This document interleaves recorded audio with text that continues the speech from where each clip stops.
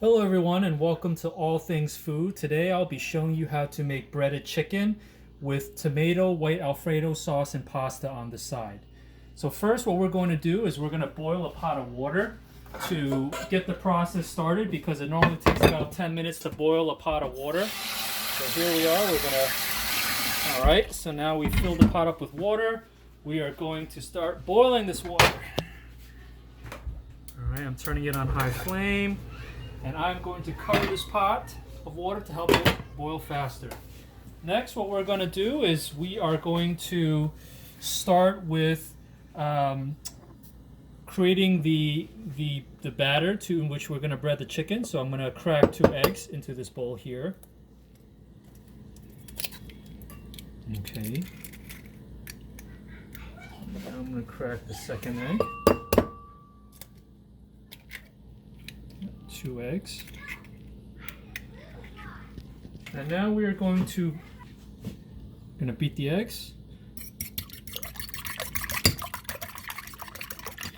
And we're going to coat the chicken with the egg first. So this will help the breadcrumbs stick to the chicken.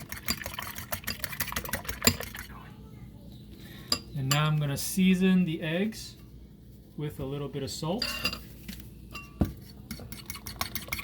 I'm gonna beat the eggs again to distribute the salt. I am using 4C breadcrumbs, but pretty much any breadcrumbs will do. But our family likes the 4C breadcrumbs, so we're gonna fill this plate with breadcrumbs.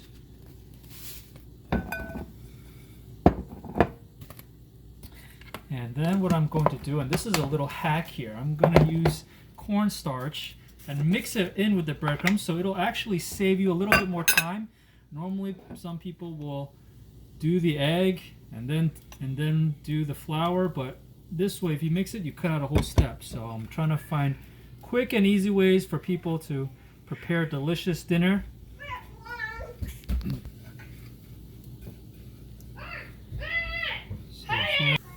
So now we are stirring in the breadcrumbs. And what I'm going to do now is season the breadcrumbs with some additional salt, as I think it adds more flavor.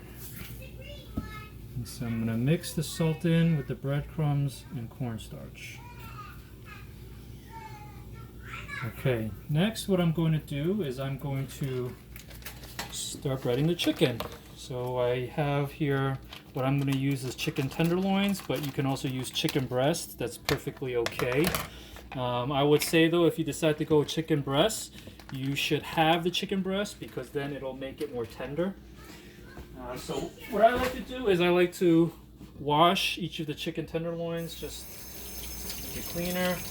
I'll wash the chicken tenderloin meat here and wash each piece.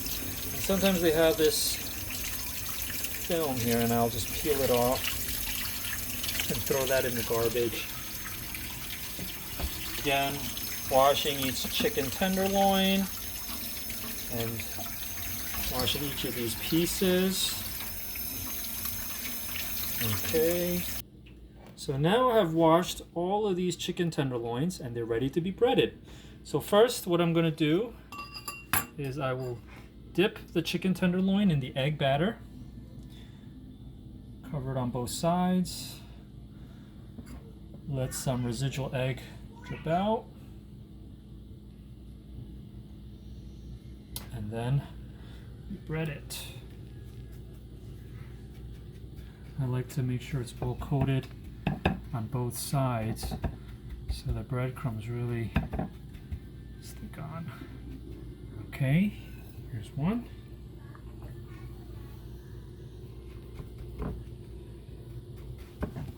And we're going to bread a second one.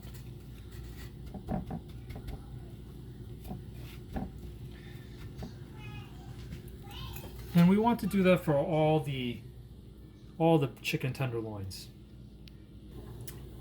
And now we finished breading all the chicken tenderloins. So what I'm going to do next is I'm going to heat the sauce, the white sauce, so that everything comes ready at the same time so nothing gets cold. So for today, I'm going to use Francesco Rinaldi's roasted garlic alfredo.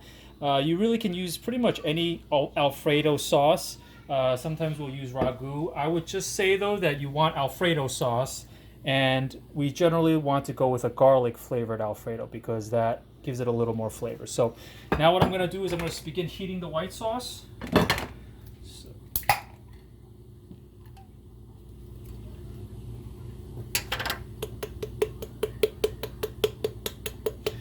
Make sure we get all that delicious alfredo sauce in here.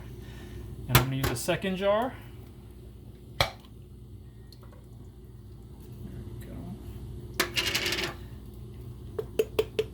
This is a big hit with our kids. So if you have a family with young children and they love pasta, especially white sauce and chicken, this is a great dish to serve. It's very quick and easy. So now I'm going to start heating up the sauce. Okay, and I'm going to put a lid on that to speed up the heating process.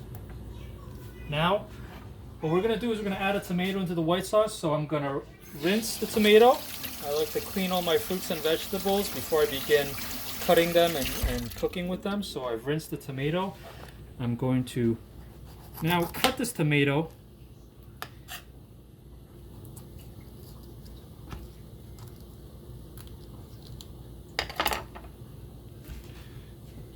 I'm going to cut the tomato in bigger slices because when you throw it into the white sauce, it will sort of break down a lot quicker. So I try to leave the pieces in bigger chunks and it will sort of stay more intact. So here, as you can see, I'm just cutting large tomato slices, which we will throw into our pot of white sauce.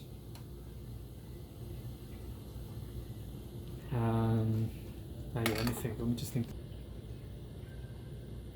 Alright, so now the tomatoes are fully cut, and what I'm going to do is I'm going to put these tomatoes into our white sauce. And this will give the garlic alfredo sauce a nice kick to it from the tomatoes. And plus tomatoes are just delicious. So stir in the tomatoes so that it warms the tomatoes and some of the tomato juices can begin to go into the white garlic alfredo sauce. So now we can see that our pot of water has started to boil, which is great. So what I'm going to do is now add a box of pasta, and you can adjust the amount of pasta you want to put in obviously based on how many servings. We have a family of 4, so we're going to put in this box of pasta. If it has leftovers, that's totally okay. What we use is San Giorno's rotini, but you can use penne. If you like it with spaghetti linguine, you can use that. Our kids love the squiggles, so you go with the rotini. Any brand of pasta is fine. Okay, so now I'm going to stir the pasta. We've poured in the pasta. I'm going to stir the pasta so that it doesn't stick to the bottom of the pot. And I would say normally when I cook pasta, I usually cook for at about 10 minutes. Depending if you want it al dente, you can do it for maybe 9 minutes or so, but I think 10 minutes in general is my ballpark. And of course, you just have to kind of taste test to see how tender you like your pasta. So now I'm going to cover the pasta, and it should cook for about 10 minutes. So now we're going to check back on our sauce. I've lowered the flame because the sauce has been fully heated, and now I'm just stirring it to make sure that there's no tomatoes sticking to the bottom, that it's still hot and cooked. So I'm going to cover back the lid, and I am going to lower the flame. So now the pasta, again, we said we're going to cook the pasta for 10 minutes, and now we can begin breading the chicken. So we've covered the lid. Now we're going to remove the lid for a little bit because when you cook it, the bubbles will start overflowing. So you may actually want to uncover the lid, and we're going to stir the pasta again. So remember to occasionally stir the pasta so that it doesn't stick to the side or the bottom of the pot. And now we're going to begin breading our chicken. So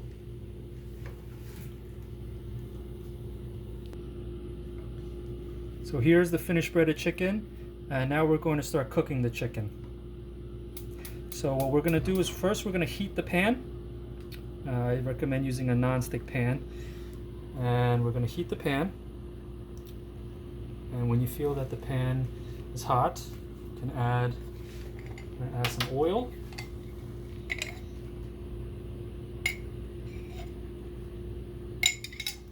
Okay.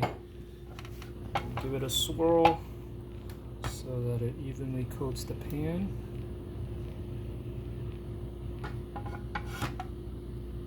And wait for the oil to heat up.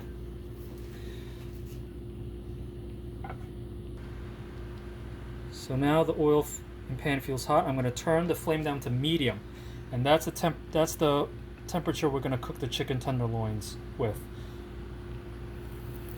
So 1, 2, and depending on if you use chicken breast or chicken tenderloins and how thick the cut of meat is, the time can vary. What I usually like to do as a general gauge is you look at the meat, and if you see about halfway through the meat is starting to look like halfway is about cooked, then about at that point in time you can flip the chicken over. So again, it depends on the thickness of the cut of the chicken. For this video, we are using chicken tenderloin, so I would say give it about 1.5 to 2 minutes on each side on medium flame. So now it's been about 1.5 to 2 minutes. So I'm going to flip the chicken tenderloin over.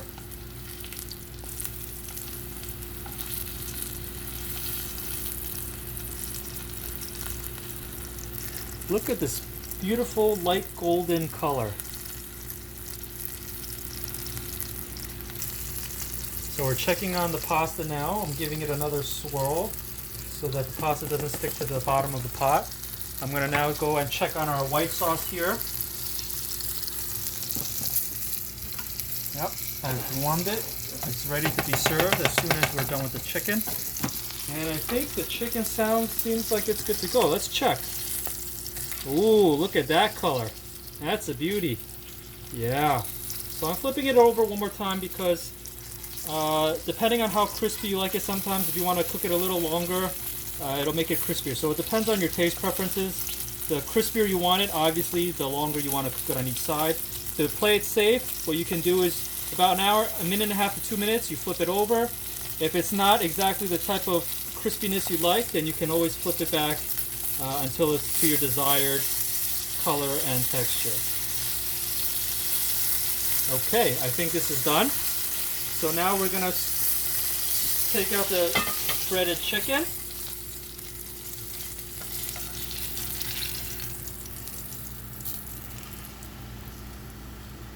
Look at that. What a beauty. Yeah. And you can now, the pasta is also ready.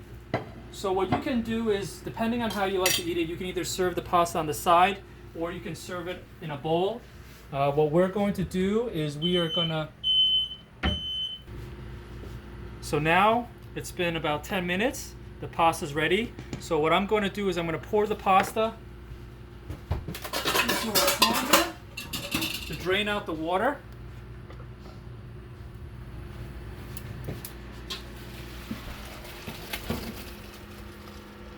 All right. Look at that steamy pasta.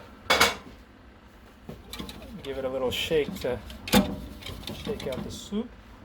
Let us see the sauce. The sauce is also done. So now we can serve the food.